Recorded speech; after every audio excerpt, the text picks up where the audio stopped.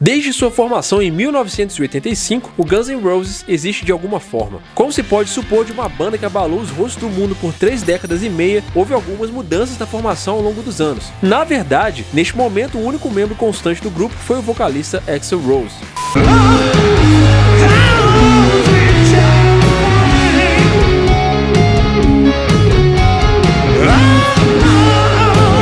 Todas as outras posições na banda têm sido uma porta giratória de rostos novos que retornam e que visitam brevemente, a ponto de, além de sua formação ativa no início de 2020, não haver menos de 16 pessoas, mas vários membros em turnê que foram uma parte da história do Guns N' Roses. Alguns deles você pode estar muito familiarizado, outros você pode conhecer de círculos muito diferentes, e outros ainda você pode estar ouvindo pela primeira vez. Então, quem são esses ex-Guns N' Roses e o que eles estão fazendo nos dias de hoje? Vamos dar uma olhada no que todos os ex-membros do Guns N' Roses estão fazendo nos dias de hoje. Todos os caras que em algum momento passaram pela banda lá no iniciozinho, antes do Guns N' Roses estourar, ou até mesmo na fase onde a banda se desmanchou e o Axl precisou de uma nova banda de apoio para tocar com ele, vários caras passaram pela banda e fizeram sua história de alguma forma. Por isso, vamos lembrar quais foram esses ex-membros e o que cada um deles está fazendo neste momento. Saudações a todos, sejam todos muito bem-vindos. Se você por acaso não conhece meu canal, já me dá uma moral aqui, ó. Se inscreve aí e deixa um comentário logo abaixo, beleza? Rob Gardner, Homem de Mistério Internacional. A formação original do Guns N' Roses de 1985 da banda era mais do que um pouco diferente da formação clássica da década de 90. Axl Rose, Tracy Guns, Izzy Stradlin, Oli Bake e Rob Gardner. Alguns desses nomes são decididamente mais obscuros que outros, e Rob Gardner definitivamente se qualifica na categoria. Calma aí, quem é esse cara mesmo? O Gardner de fato foi o primeiro baterista do Guns N' Roses, mas o estrelato para ele, a carreira bilionária do Guns N' Roses, descarrilou quando o amor chegou. A namorada de Gardner não gostava muito dele estar na banda, então ela forçou ele a sair da banda logo no início. Infelizmente, ela posteriormente também terminou com ele, e Gardner não voltou aos holofotes desde então, apesar de Guns apontar que ele era um grande baterista.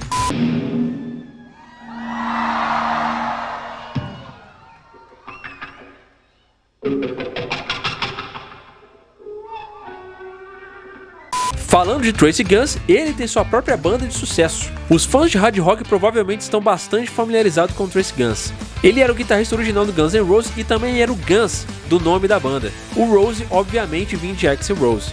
Guns foi inicialmente um membro do LA Guns, que se juntou à banda Hollywood Rose para se formar como Guns N' Roses. O Guns saiu depois de apenas 2 meses, porém, o LA Guns teve uma segunda vida. A partir de 2019, as 3 décadas e meia de Guns como músico o deixaram com sua própria parcela de sucessos de hard rock e nada menos do que 12 álbuns de estúdio com o LA Guns. Além disso, Guns também trabalhou com vários artistas notáveis, incluindo Motorhead, Johnny Thunders, Poison e Wasp. Como foi muito bem sucedido por si só, logo o Guns N' Roses não sentiu tanta falta do cara assim, já que logo depois da saída dele, um certo cara de cartola com cabelo cacheado assumiu a posição de guitarrista solo do Guns N' Roses e o resto você sabe que é história, né?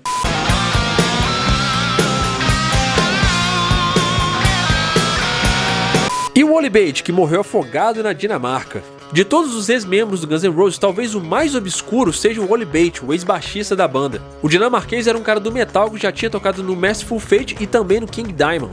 Bate logo ficou frustrado com a direção hard rock glam que o Guns N' Roses estava querendo tomar. E ele foi o primeiro, mas claro, né, longe de ser o último membro a deixar a banda. Bate era cerca de uma década mais velho que o resto dos caras. Um cara legal e prestativo que era bastante sério, mas que tinha um maravilhoso senso de humor. Infelizmente, ele passou a levar uma vida bastante trágica. Ele lutou contra a depressão e acabou tendo um fim trágico quando se afogou em sua terra natal na Dinamarca na década de 90.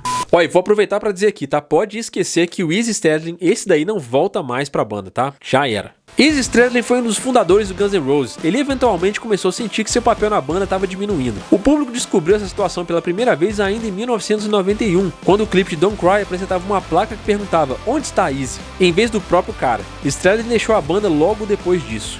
O Slash afirmou várias vezes que o Izzy se cansou da turnê e deixou a banda na mão. Enquanto isso, o próprio Izzy disse que ficou frustrado com a atitude negligente da banda, visto que a atitude do vocalista Axl Rose estava se tornando cada vez mais tirânica. Independente de quais foram suas verdadeiras razões, o guitarrista base permaneceu uma figura semi-ilustrativa desde então. A única banda de Stradlin depois de seu mandato no Guns N' Roses foi a Izzy Stradlin and the Juju Hounds, após o qual ele lançou 10 álbuns solo, o último dos quais saiu em 2010. Mais recentemente, ele tem estado no centro das atenções porque suas negociações negociações para se juntar à formação clássica do Guns N' Roses continuam desmoronando. Até Axl, que é um cara bem complicado, comentou que acha que Stradlin é um cara notoriamente difícil de negociar. With Izzy, that's just something that I can't really describe to say. I don't really know what to say about Izzy. It's like, you know, you could have a conversation and think it's one way, and the next day it's another way. So, and I'm not trying to take any shots at Izzy. It's just, you know, his thing's kind of his thing, whatever that is.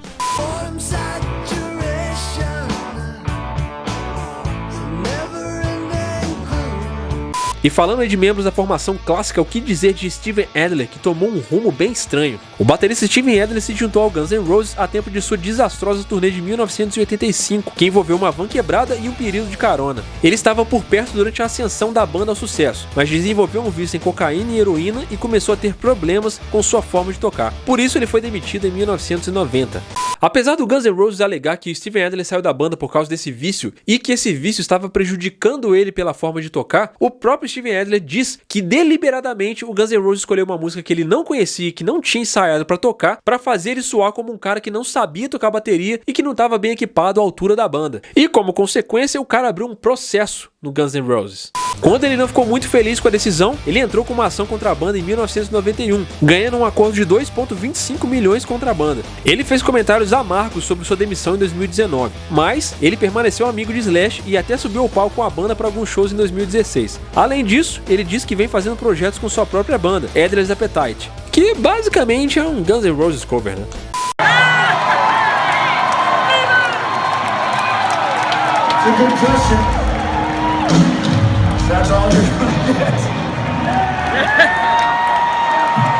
E o Matt Sorum, que tem se mantido bem ocupado, hein? Ao longo dos anos, o Guns N' Roses passou por bateristas suficientes para deixar o Spinal Tap orgulhoso. Matt Sorum se sentou à bateria depois que Steven Adler foi demitido, e ele também acabou sendo demitido em 1997, cortesia de Axl Rose. Mas o Matt Sorum não estava preparado para aposentadoria e muito menos para descansar, porque logo depois disso, ele tocou com Velvet Revolver, The Cult e The Hollywood Vampires. E a partir de 2019, ele estava trabalhando com Geezer Butler do Black Sabbath em um projeto chamado Deadland Ritual. Ele também fundou uma plataforma de hospedagem de shows baseada em criptografia chamada Earthbeat. Além de seus vários empreendimentos e sucessos, Matt Sorum também viu sua parte do lado mais sombrio da vida, como conta sobre isso em Double Talking Jive, sua autobiografia que ele afirma ser o mais suculento dos mais suculentos livros do Guns N' Roses. Também disponibilizou em 2022 o single do seu projeto King of Chaos, que é tocado ao lado de Slash, Dave Kushner e Duff McKagan, seus companheiros de Velvet Revolver. A faixa leva o nome de Judgment Day e conta com os vocais do próprio Sorum.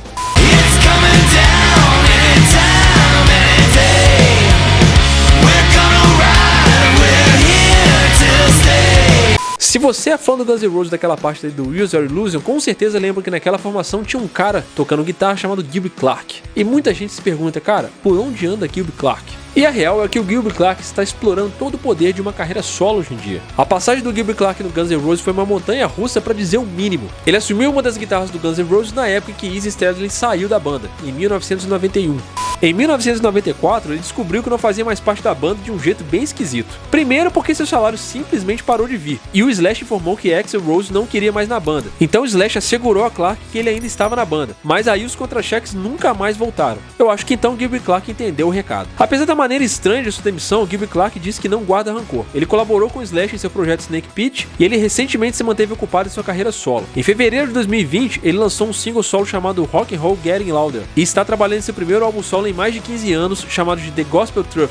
Rock and roll's getting louder. Paul Hughes Tobias simplesmente desapareceu. O guitarrista base Paul Hughes Tobias substituiu Gilby Clarke no Guns N' Roses, que teve enormes implicações para a banda. O Slash não estava nem um pouco satisfeito com a insistência de Axl Rose de trazer Tobias para a banda. Suas opiniões sobre as habilidades do cara para tocar guitarra eram, vamos dizer assim, diplomaticamente menos do que entusiasmadas. E essa controvérsia teve um papel relevante na saída do Slash em 1996. Paul e Axl Rose eram amigos de infância, o que pode ter sido um fator para a insistência do Axl em trazer apesar dos protestos de Slash. Infelizmente para Tobias, mesmo uma velha amizade não conseguiu torná-lo um membro permanente da banda, e em 2002 ele foi substituído por Richard Fortus. Após a partida de Tobias, as menções a ele foram poucas e esparsas. Em novembro de 2018, uma música antiga de sua outra banda, Mank Rage, havia vazado online.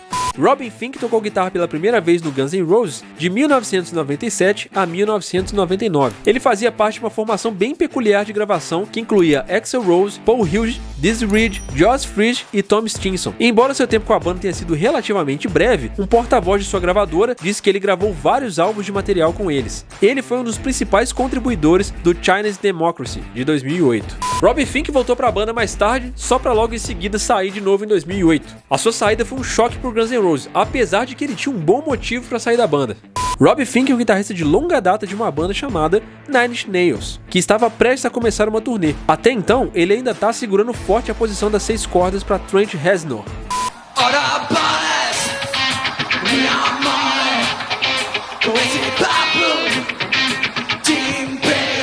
E o Josh Freese, que tocou com todo mundo.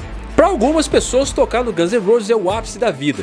Já pro Josh Freese, foi só uma terça-feira. O Josh Freese é um daqueles bateristas de estúdios notáveis que teve um contrato com Guns N' Roses de 2 anos, de 98 a 2000. Mas o cara resolveu não renovar porque a banda estava enterrada no processo de estúdio naquela época que estava num limbo e não ia pra lugar nenhum. Como a gente bem conhece essa história, esse limbo se chamava Chinese Democracy. Em vez de dedicar sua carreira profissional a Axl Rose, Freese escolheu trabalhar com, bem, praticamente todo mundo. Ele tem sido membro proeminente do A Perfect Cycle e em vários pontos de sua carreira tocou bateria para o Queens of the Stone Age, Bruce Springsteen, Weezer, The Replacements, Chris Cornell, Avril Lavigne, Selena Gomez, Katy Perry, Michael Bublé, Miley Cyrus, cara, muita gente. Ele tem várias turnês mundiais com Sting em seu currículo e mantém seu lado punk como membro da banda The Vandals. Você se lembra do Tom Stinson? O cara foi baixista do Guns N' Roses mais ou menos por volta de 98 a 2014 e deixou a banda por acidente, devido aí ao fracasso no seu casamento e uma vida agitada em casa, que forçou ele a largar as turnês. Mas ele disse que não sente falta de seu tempo com a banda. Embora ele estivesse bem com as pessoas envolvidas, ele disse que está feliz por ter seguido em frente. Bom, pra ser justo, o Stinson teve sua parcela do estilo de vida rock and roll mesmo sem todo o luxo do Guns N' Roses. Ele é indiscutivelmente mais conhecido por seu longo mandato com ícones do rock alternativo como o The Replacements, que ele tocou desde os 11 anos de idade. Ele também esteve no Soul Asylum de 2005 a 2012. Chris Pitman se juntou ao Guns N' Roses como backing vocal, segundo tecladista e segundo baixista em 1998. No entanto, ele se desentendeu com a banda e por isso eu digo Axl Rose, né? Por causa de dinheiro. Em 2012, Axl Rose supostamente devia a Pitman cerca de $125 mil por um ano de trabalho. E quando o Axl Rose não pagou a tempo, Pitman o levou ao tribunal por $163 mil. Eles finalmente chegaram a um acordo em 2016, embora se relate que o dinheiro que Pitman realmente recebeu foi significativamente menor do que o que ele estava procurando. Embora Pitman estivesse pronto para se juntar com a banda em 2016, com a volta da formação clássica que contava com Slash e Duff, sua posição foi ocupada pela então Melissa Reese, que hoje ocupa esse cargo na banda. Isso pode ou não ter algo a ver com as várias observações ácidas e extremamente públicas sobre a referida turnê como um roubo de dinheiro e uma reunião de velhos tempos. Como não vamos falar de Buckethead? Esse cara teve uns anos bem difíceis, né? Buckethead, o prolífico guitarrista que notoriamente usa uma máscara e um chapéu de balde do KFC no palco, passou 4 anos como membro do Guns N' Roses, mas ele saiu para fazer suas próprias coisas em 2004. Isso tinha algo a ver com a frustração e com a incapacidade de gravar um certo álbum com a banda. Claro, estamos falando mais uma vez de Chinese Democracy. E claro, depois disso o cara passou por uns maus bocados na vida dele aí. Em 2017, o homem cujo nome verdadeiro é Brian Carroll deu uma entrevista surpreendentemente honesta para o podcast Coming Alive. Ele revelou que passou por uma montanha russa de dificuldades envolvendo a morte de seus pais, uma grave lesão nas costas e uma condição que fez seu coração bater fora de ritmo. Felizmente, a julgar por sua recente produção musical, Buckethead parece estar mais ou menos de volta aos trilhos, já que está colaborando com seu herói musical, o lendário baixista do funk Buzz Collins. Em outubro de 2019, eles lançaram um cover de funk metal de Monster Mash. Brain Mantia faz músicas para videogames e comerciais. O baterista Brian Brain Mantia é um daqueles caras que já tocou com praticamente todo mundo. Ele tende a trabalhar com personagens cult como Tom Waits, Primus, Gold Flash, Praxis e o já mencionado Buckethead. No entanto, seus elogios também incluem um período de 6 anos com Guns N' Roses. Axl Rose convidou o baterista à banda em 2000 e ele se apresentou com eles até 2006. Embora Brian seja bem conhecido por sua passagem no Guns N' Roses, isso não o caracterizou de forma alguma. Ele é um entusiasta avançado de música e teoria musical que lançou DVDs institucionais e colunas escritas para a revista Drum. E você quase certamente já ouviu o trabalho dele, mesmo que nunca tenha ouvido conscientemente nenhum artista com que ele tocou. Ele é membro do Brian and Melissa, uma dupla musical responsável por uma grande variedade de músicas de todas as esferas da cultura. A dupla contribuiu para trilhas sonoras de filmes B, músicas de jogos originais da NFL, vários comerciais de alto perfil e até videogames como Call of Duty e Cyberpunk. É o mundo sonoro de Brian Mantia. O resto de nós só tá vivendo nele. Not sorry for me. guitarrista Ron Bumblefoot Tall se juntou ao Guns N' Roses em 2006, e embora ele diga que não quer insistir nos lados negativos do trabalho, ele achou difícil se encaixar no grupo e até teve que ficar um pouco violento para ganhar espaço no início.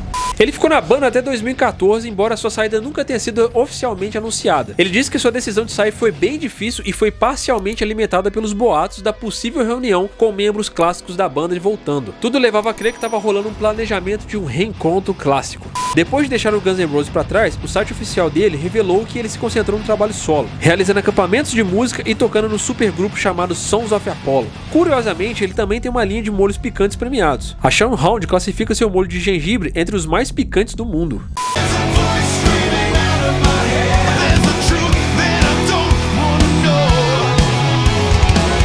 Didi Ashba se juntou ao Guns N' Roses em 2009 e deixou seu mandato com a banda em 2015. Ele disse que quer passar mais tempo com sua família e seus outros empreendimentos musicais, embora possa valer a pena notar que o retorno de Slash à banda foi anunciado naquele mesmo ano. Depois que ele deixou o solo de guitarra do Guns N' Roses em aberto para o grande retorno do mais famoso destruidor de cartolas do mundo, Ashba permaneceu bastante ocupado. Ele toca guitarra no 6 AM, do líder do Motley Crue, Nick Six, e seu site oficial revela que ele tem seu tempero em muitas outras obras também. Além da aparição ocasional na TV e sua próxima banda, Paramantic, ele é dono de uma empresa chamada Ashba Media, que é especializada na construção de projetos temáticos e fabricações cênicas para as indústrias de entretenimento, hotelaria e hospitalidade, em uma ampla gama de outros clientes comerciais.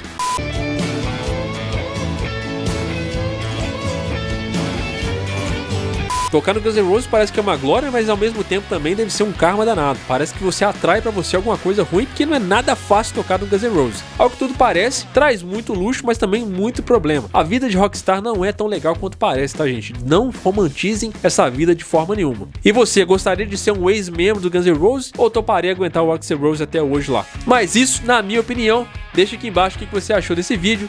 Até a próxima e valeu!